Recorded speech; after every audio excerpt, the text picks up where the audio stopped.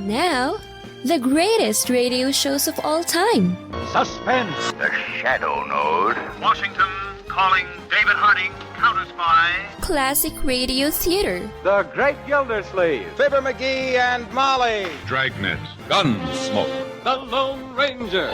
Now, step back into our time machine with your host, Wyatt Cox. Good evening, friends of the Inner Sanctum. Action and espionage this hour. Brian Donlevy, starring as government agent Steve Mitchell. Dangerous Assignment. This episode goes back to May 24th, 1950. It's entitled Burmese Witnesses.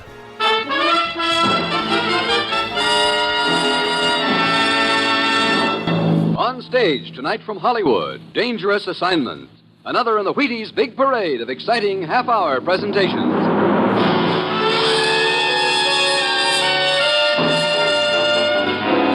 Dangerous Assignment, starring Brian Donlevy as Steve Mitchell.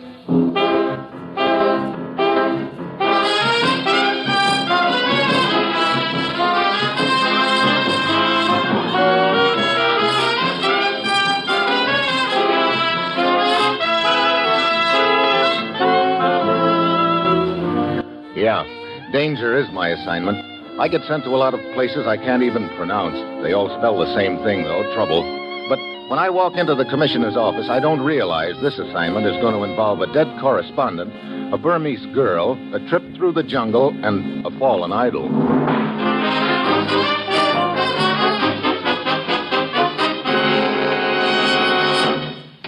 Morning, Commissioner. Steve? Last night, an American newspaper correspondent named Kent Jackson was murdered in Rangoon, Burma. Your plane leaves in an hour. I'm flying clear to Burma because a correspondent gets himself killed? Kent Jackson had been posing as a European political refugee. We think he'd been investigating some sort of political refugee racket. Maybe he was getting too warm. Looks that way. Now, we have one lead. A Burmese girl named Linya, who we think witnessed the killing. Where is this Linya? She's disappeared. Oh, great. Your first contact in Rangoon will be Chambers at our legation there. He'll fill you in on the background. Get over there, Steve. Find this girl, Linya, and solve Kent Jackson's murder. Well, that's it. You've got your assignment. Good luck.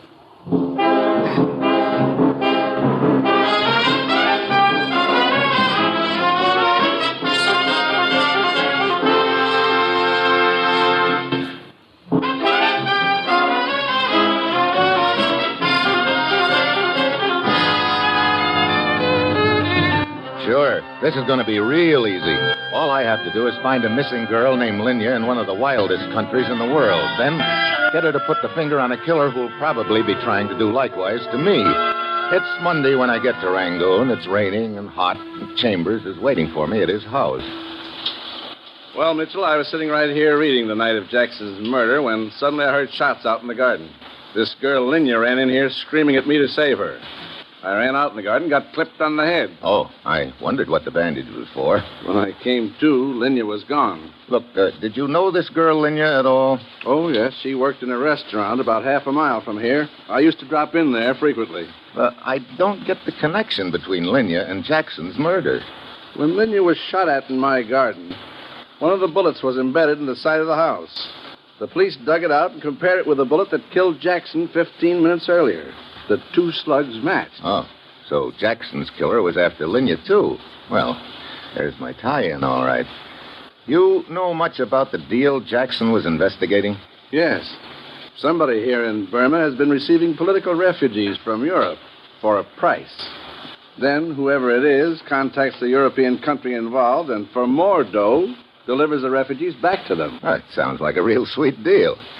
Well, if I'm going to find this girl, Linya, I better start getting some leads about her. Let's see. You say she worked at a restaurant? Yes, a French restaurant run by Papa Valder. You'll find it down the street about half a mile. Okay, I guess Papa Valder's is my next stop. Well, see you later, Chambers.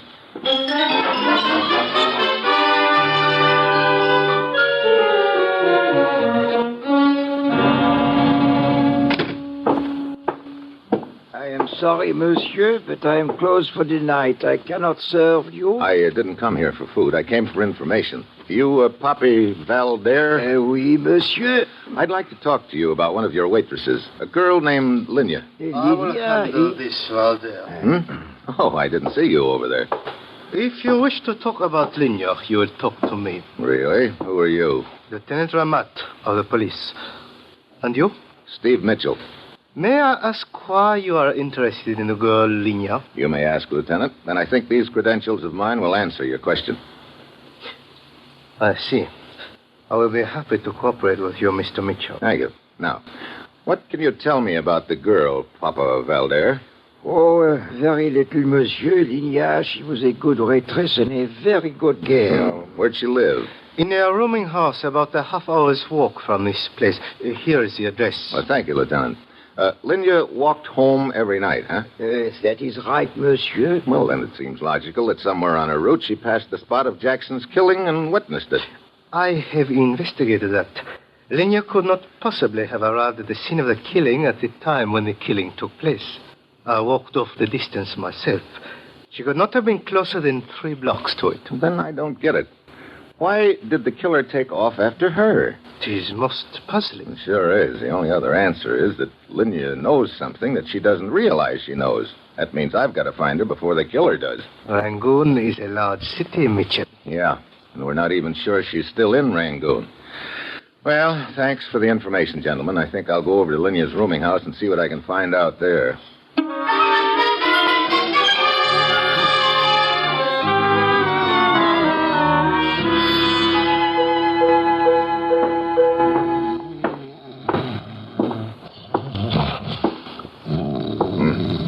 Hey, wake up. Snap out of it. Come on, prop those little lids open a minute. The return to reality is never as good as the dream. Save the philosophy. You run this rooming house? Yes, it is so. You got any idea where this girl Linya could be? No, none at all. Come on, Rip Van Winkle. Pull yourself up off that desk. What do you wish to know? Do you know whether Linya had any relatives in this town, any place that she could have gone to hide? She spoke of only one, a great uncle. What's his name? Dalai Singh is a priest. Where could I find this Dalai Singh? Oh, Dalai Singh.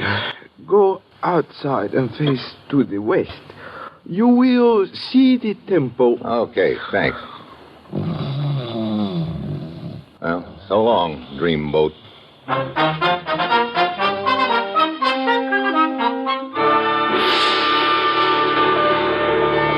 I locate the native temple and go inside. The only light comes from a few scattered candles. There are life-sized idols sitting up on perches along the walls. Then I spot a light coming from a room in the back of the temple. I start toward it. Suddenly, there's a grating noise. I look up. One of the idols is toppling over right on top of me. I dive to one side as it falls, and it hits me a glancing blow on the shoulder that sends me sprawling on the floor. There's a rustle of drapes behind the idol and running steps. By the time I pull myself up off the floor, there's no one in sight. I go into the back room. A little old man with a face like a prune is sitting there, staring straight ahead. Excuse me, I'd like to talk to you. I said I'd like to talk to you. Look, would you mind focusing your eyes on me a minute? I must apologize. I am withdrawn. Yes, my son. What is it? You're Dalai Singh? That is my name. And you're Linya's great-uncle? That is the earthly relationship? Yes. That was a pretty earthly reception you gave me a couple of minutes ago. I do not understand. That idol, the one that almost fell on me. You must pardon me. I was so immersed in meditation, I heard nothing. Oh? Well, I guess I wasn't that immersed because it sounded awfully noisy to me. What do you wish of me? I'm trying to find Linya. For what purpose? I want to find out what she knows about a killing that took place a few nights ago. Is this your true purpose, my son? That, and protecting her from whoever's after her. Come closer. Now, gaze into my eyes. No, Do not blink. Gaze steadily. Look, what are you trying to do? Hypnotize me? But a little longer. So, there is honesty in your eyes. You have passed the first test. Well, that's good to know. Now, can you tell me where Linya is? Be in front of the Shui Dagon Pagoda in 1 hour. Shui Dagon Pagoda? How do I go about finding it? You cannot fail to see it. It looms over the entire city. Okay, in 1 hour. Will Linya be there? Everything will be accomplished. Depart in peace.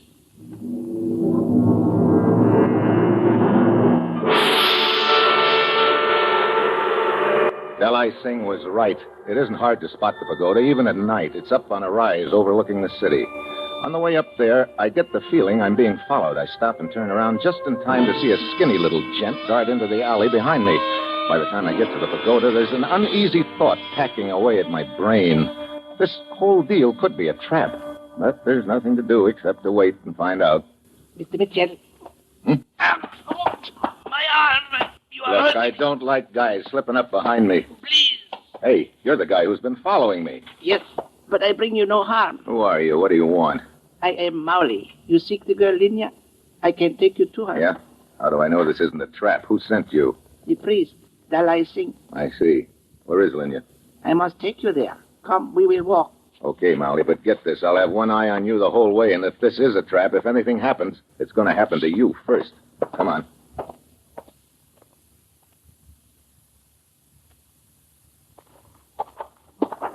Look, we've been winding our way through back alleys for the last half hour, Molly.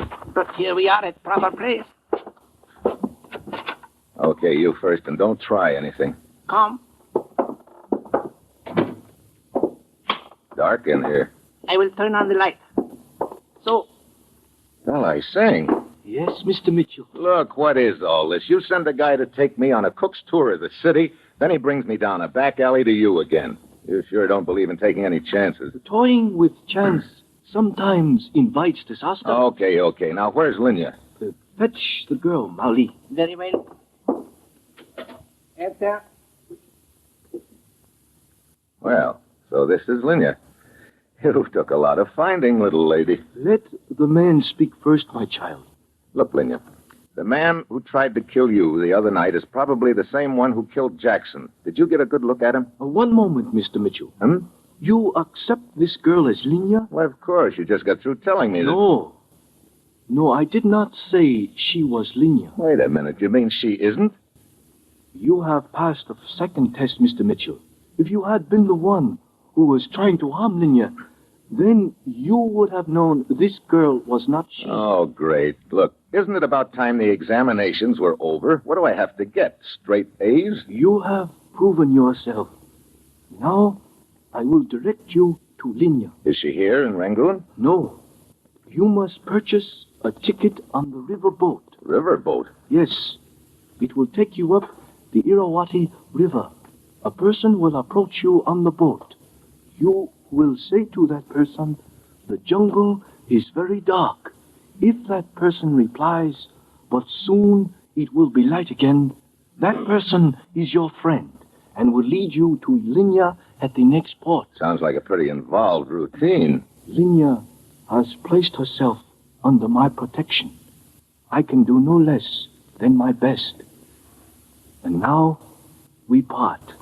I to return to the temple, you to take the trip up the river.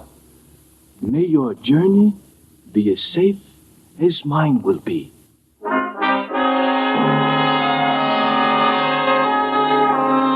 I go down to the waterfront and buy a ticket on the riverboat. I've got an hour before it shoves off, and then I realize I don't even know whether it's going to be a man or a woman who contacts me, so I go back to the temple to ask Dalai Singh. I start walking along the row of idols, and the one somebody tried to push over on me is still lying on the floor, but there's no vacant spot on the wall. There's another idol sitting there, but that idol moves a little. I go closer. Then, as it crumples over and drops to the floor, I see it's not an idol after all. It's Dalai Singh with a knife in his heart.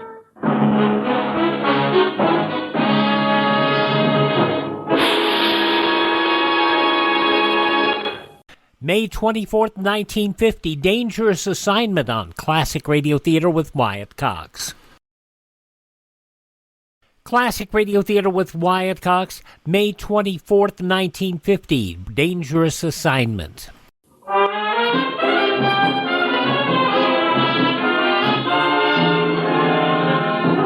And now, back to Dangerous Assignment and Steve Mitchell.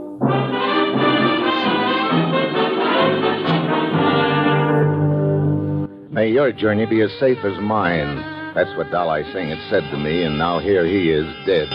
And that gives me a strong hint as to what my journey is going to be like, because if Dalai Singh talked before he died, there's only going to be somebody trying to contact me aboard the boat. There'll also be somebody else trying to kill me. Well, we shove off. It's an old side-wheeler. I give the passengers the once-over, trying to figure out which one to use the password about the dark jungle on. There are a few natives, a fat guy carrying a white trench coat, a smooth-looking Egyptian, and a girl. The kind of a girl you'd vote is the one you'd most like to take a trip up a river with. I stand there at the rail, and pretty soon she saunters over. Hello. Hi. What's your name? Steve. You? Marge. Hi, Marge. You got a smoke? Sure. Here. Thanks.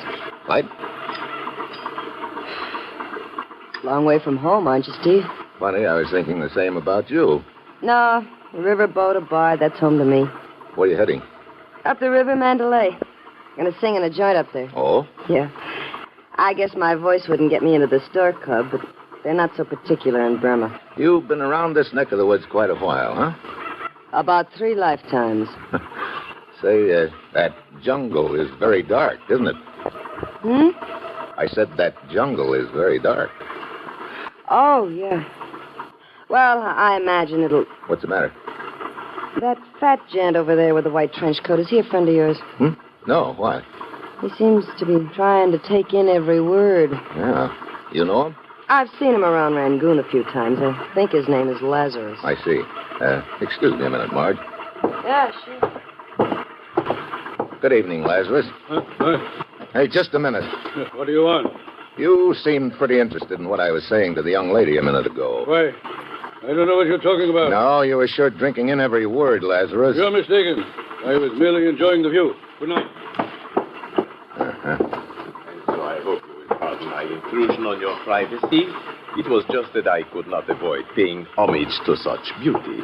You're a real flowery type guy, aren't you? Oh, Steve. Hi. Looks like you just weren't meant to be lonely, Marge. This is, what did you say your name was, Buster? Camise, at your service. Camise, meet Steve. I am indeed honored, Steve. I hope you will forgive my intrusion on your tete-a-tete. Yeah. Egyptian, aren't you? Yes, from Cairo. What brings you here to Burma? Quite possibly the same thing that brings you here, Steve. What's that? Yes, I sense that we are two kindred spirits, each seeking adventure, each willing to travel around the world to find it. You're just looking for adventure, huh? Yes. You see, Steve, I am a romantic at heart. Else, why would I leave my considerable estate in Cairo to travel up a Burmese river on a rickety boat? Brother, if I had a considerable estate in Cairo or Cairo, Illinois, I wouldn't be paddling through this swamp. The quest for adventure often leads us to unlikely surroundings. It sure does. And now, please excuse me. Perhaps it was fated that we should meet, Steve. If so, we shall meet again. Well, it'd be pretty hard to avoid meeting again on this tub. I'll see you around, commies. Good night to you both. Ha! Get a load of him. I am a romantic at heart yet. Yeah. Hey, look, Marge, just before you spotted that guy Lazarus watching us, I made a remark to you about the jungle being pretty dark. Yeah, I remember. You started to say something in reply. What was it? It'll keep, Steve. Oh? Okay. Well, I think I'll turn in. I'll see you in the morning, huh? Yeah. Matter of fact, I'll make a point of it.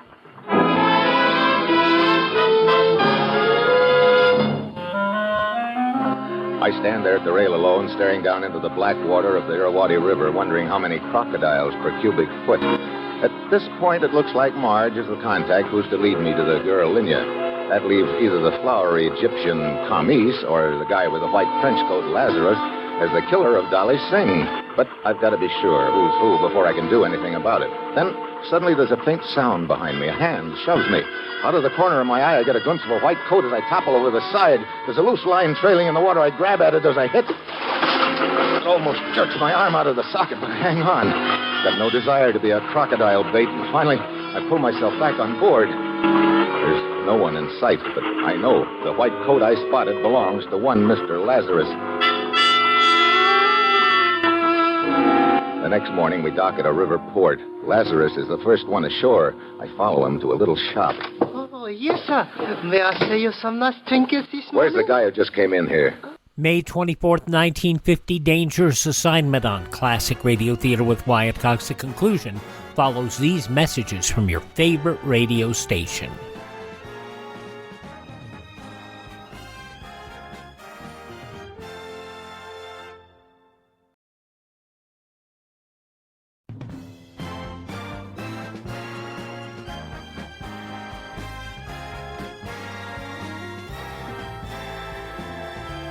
Now the conclusion of Dangerous Assignment, May 24th, 1950, as Steve Mitchell asks. Where's the guy who just came in here? But I do not know what you're talking about, Wait a sir. minute, that door over there, where does it lead? Oh, just to the back room. But I have nice ticket. But, sir, where are you going? No, where? Hello, Lazarus. Good morning, Mr. Mitchell. Come in, please. Huh? Quickly, we have no time to lose. Look, what's this all about, Lazarus? I did not have a chance to contact you aboard the boat, Mitchell. You were never alone, so I reasoned that if I left the boat in a hurry, you would follow me. You did. You trying to tell me that you're my contact? I am. Dalai Singh is a friend of mine. Don't give me that. You tried to shove me overboard last night. I spotted your white trench coat. That coat was stolen from my stateroom. All right, try this. The jungle is very dark. But soon it'll be light again. And as further proof of my identity, Lydia. What? Yes, Mr. Lazarus? Hey. You may join us now, child. So this is Linya. You've been hiding in the back of the shop ever since you left Rangoon, huh? Yes. My great-uncle Dalai Singh said he would send help to me. How is he? I'm sorry, Linya, but he's dead. What's that? Dalai Singh? Dead? My one friend. Gone. I think the same person who's after you killed him. And an American newspaper man named Jackson. Linya, now you've got to tell me who that person is. I? Oh, but I know nothing, Mr. Mitchell. I do not know why someone is trying to kill me. Look, you worked at Papa Valdar's restaurant in Rangoon. Yes. Every night, you leave right at 8 and start walking home. Now, the night of the killing, you must have seen something on the way home. No, I saw nothing. Then you heard something. Shots, for instance. No. Mitchell, do you suppose the killer mistook Linya for another girl? I don't know. Look, I'm going to try once more, Linya. Now, try to remember. Yes. On the night of the killing, you left Papa Valdar's at 8 o'clock as usual, right? Yes. Now, 15 minutes later, you were within 4 blocks of the scene of the killing. That's about half a mile from Papa Valdar's restaurant. No, I did not get that far. What? I realized I had forgotten to take some food that Papa Valder had given me. So I went back to the restaurant to get it. But, Mitchell, that means Linya could not possibly have witnessed the killing. It must be a case of mistaken identity. Just a minute, Lazarus. Keep on, Linya. Well, I opened the door. Then I saw someone inside the restaurant. Who was it? I do not know. I had never seen this person before. I guess she means me. Oh, that is the one. Marge. There's a gun. Hold it. Nice and steady, all of you. Well, Steve, you were concentrating so hard on following Lazarus when he left the boat, you made it pretty easy for me to follow you. Thanks for leading me to Linya. Yeah. Congratulations to me. Chump of the world. Oh, now, Buster, let's not cry in our beer. Oh, my, such long faces. It looks like little Marge will have to cheer you up. Well, what are you going to do? Tell a joke or something? You know, I might at that. Because I've got a real funny one stored up for you kids. It'll kill you.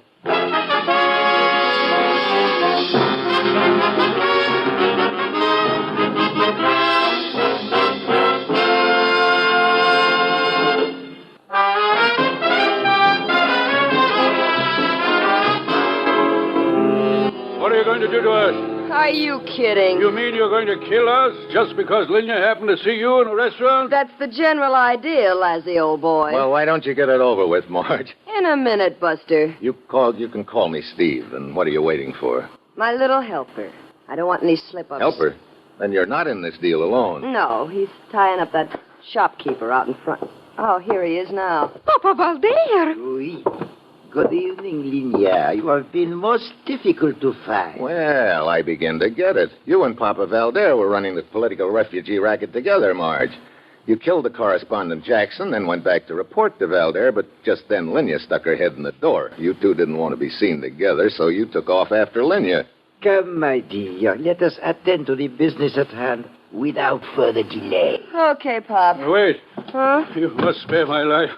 I beg of you. Oh, save it, hero. But I was only trying to do a favor for a friend. I had nothing to do with You it. sure picked nice, brave guys to work with, Steve. Please, don't kill me. I'll do anything you say. Please, I beg of you. Get up off your knees. Take it like a big boy, Lazarus. Suddenly I realize what Lazarus is up to. He's squealing for mercy like a stuck pig. But all the while he's inching slowly forward on his knees toward Marge's gun. I said get up. Very well. Let go of that gun.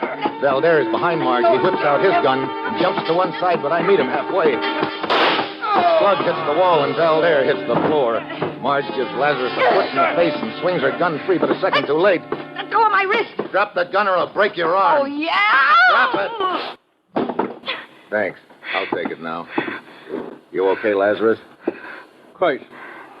Looks like he's a little bigger hero than you gave him credit for, Marge. Okay. So things didn't turn out quite like I'd figured. No hard feelings, Steve. Oh, no? No hard feelings. You kill a newspaper man and a priest, to say nothing of a few political refugees here and there along the line, but no hard feelings. Well, you've got a right to your theories. Can I go now? You are kidding. Look, Buster, you've got no proof of any of this. There weren't any witnesses to either of those killings, and if you think you're going to get any kind of confession out of me... I've got your gun, Marge, and that's just as good as a confession. What are you talking about? The police back in Rangoon have the slug that killed Jackson. 5 will get you 10 that matches these in your gun. Wait a minute. Yeah, even in Burma they've got ballistics. And I bet that's one word you'll wish had never been invented. But no hard feelings, Marge. I mean, Buster. Come on.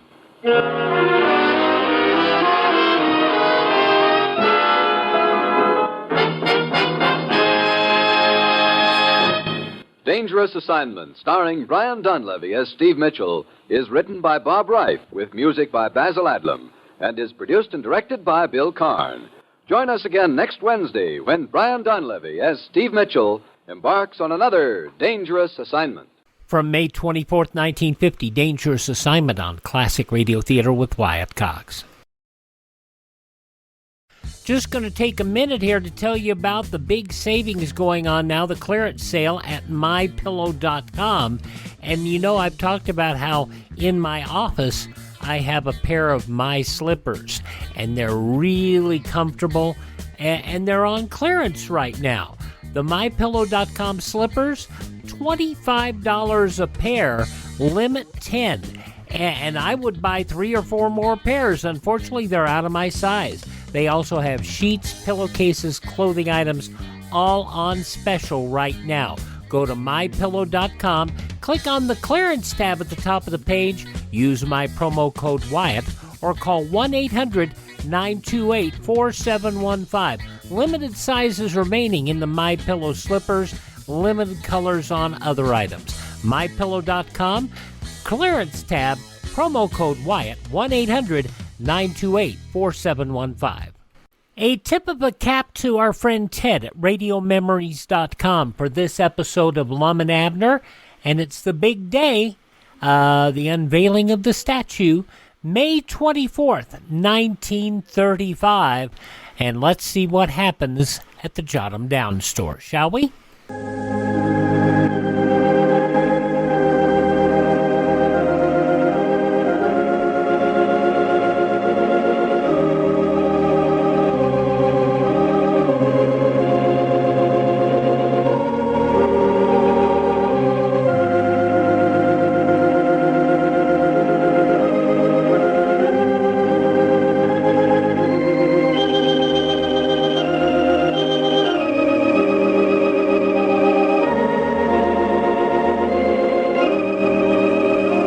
Howdy, everybody.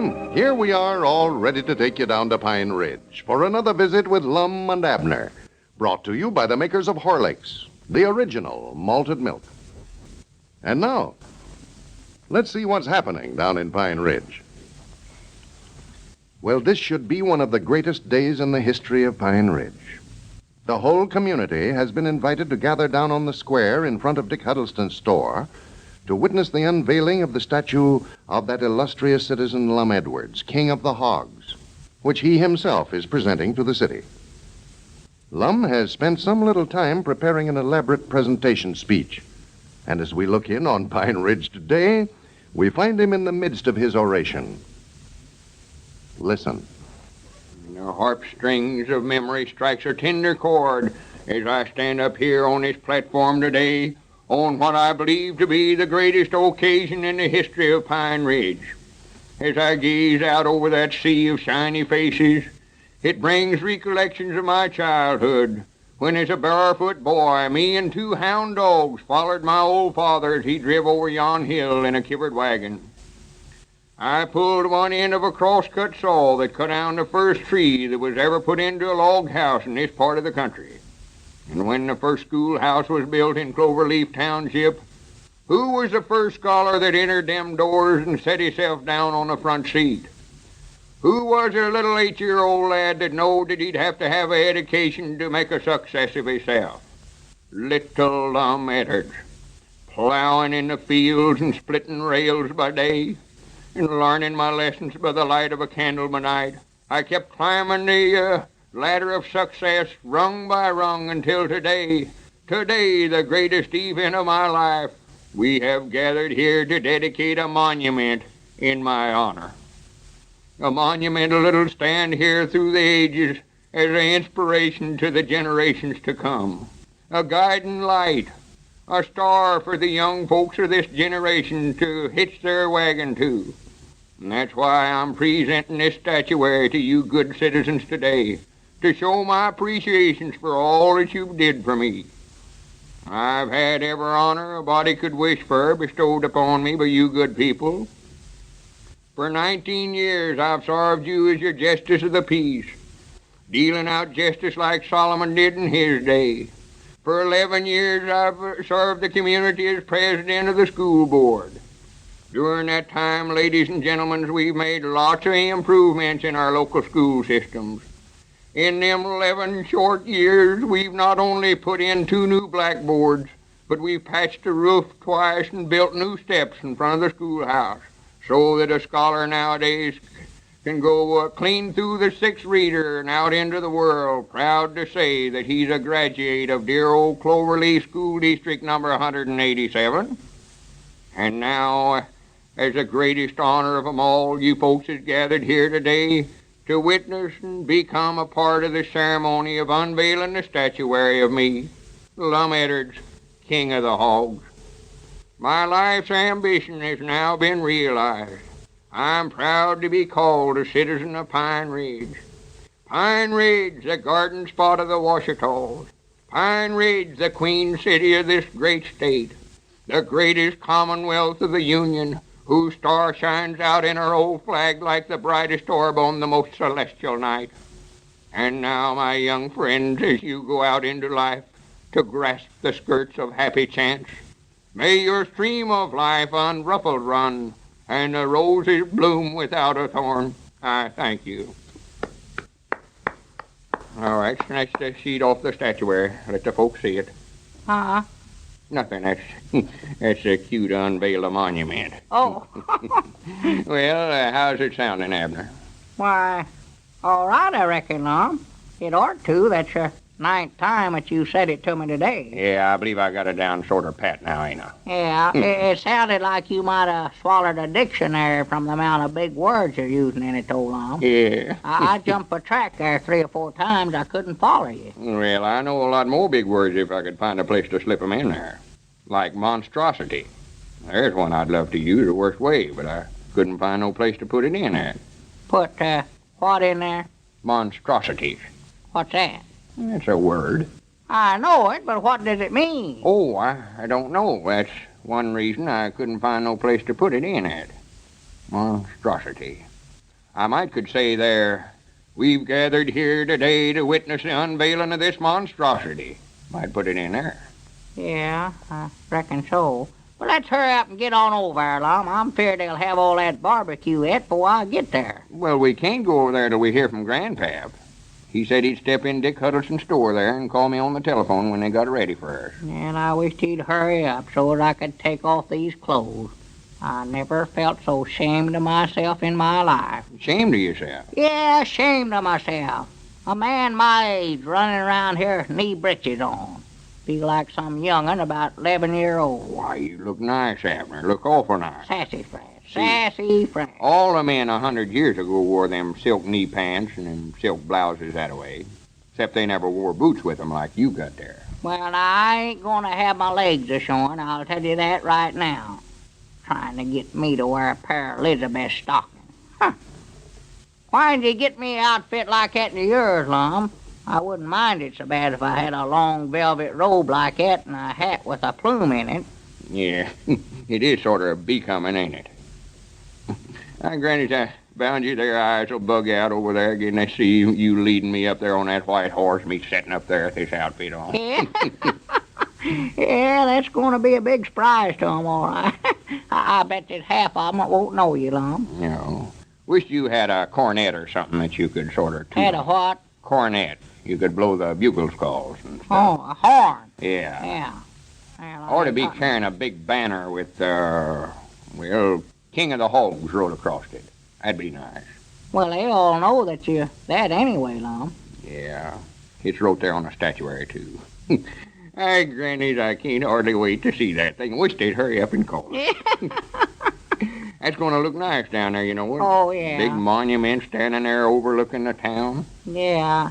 Wish now that I'd have went in with you on it, Lum, so I could be up there, too, have a statuary of me. Well, as soon as I invest all this money for us, Abner, make millionaires out of us, first thing we'll do is take part of the money and have a big statuary of you standing right there beside me. Well, good.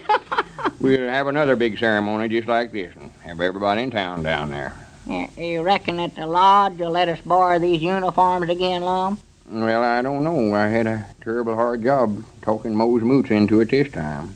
He said these weren't supposed to go out of the lodge hall. They're part of the secret work or something like that. Uh-huh. Is he the head man in the lodge, Mose? Oh, no. He's just the Grand Supreme Royal Chancellor. There's 4 or 5 ahead of him, I think. Yeah. I know it. I'd love to join that thing if you get to wear clothes like them that you've got on there. Yeah. After I seen this, I told Mose right then that I'd love to get into it. Yeah. Reckon who wears that outfit that you've got on there, Lum? Well, I asked Mose about that, but he said it was against the rules to say who wore it. What, huh? Yeah. They're awful close-mouthed about their goings-on in the lodge. Yeah, looks like it just about fits Squire Skimp. Yeah, just about. Yeah? Just about. I know he's one of the main officers. Yeah, well, I had a notion that he was. Wait a minute. Huh? Wait a minute. Look yonder. Yonder comes Grandpappy now. Yeah. Must be time for us to march over there. Well, good. Come on, get on a horse, Lum. Let's go. Granny, I never was so nervous in my life, Abby. You just don't know how happy I am today. This is by far the biggest day of my life. Well, come on, hurry, come on. Let me get this sword stropped around me here. Yeah, Grandpap's in a terrible hurry, you can tell that, Lum. Yeah, I bound you they're getting impatience for me over there, calling for me. Are they ready for us, Grandpap? Well, for the land's sakes, Abner, if you don't look aside with that rigging on, whereabouts is Lum? Why, there he stands, right there. Well, I sworn to goodness I never would have knowed you, Lum. Never would have knowed you. I'll be ready in just a minute, Grandpap. Is the crowd getting impatient for me to make my speech? Well, that's what I come over here for, Lum. One reason I never called you. Nobody showed up over there except Dick Huddleston and Squire Skimp and Cedric. Nobody showed up? No, and Clave Foster's got all that barbecue cooked up down there, and nobody there to eat it. I didn't know what you one did with it. Thought I better tell you before you rode that white horse over there. Well, I'll be dead blamed. Well, Lum, it just looks like... Oh, what's the matter? Nothing. I just thought I'd sit down here a minute. Expect we better take these clothes on back over to the lodge hole, Abner. If you don't mind, Abner, I wish you'd take that white horse back on over to Caleb Weehunt. Think I'll go on over home for a while. Poor Lum. Seems to be the only one who really appreciates his outstanding talents. This is Carlton Brickert speaking for Lum and Abner and Horlicks, who now bid you all good night and good health.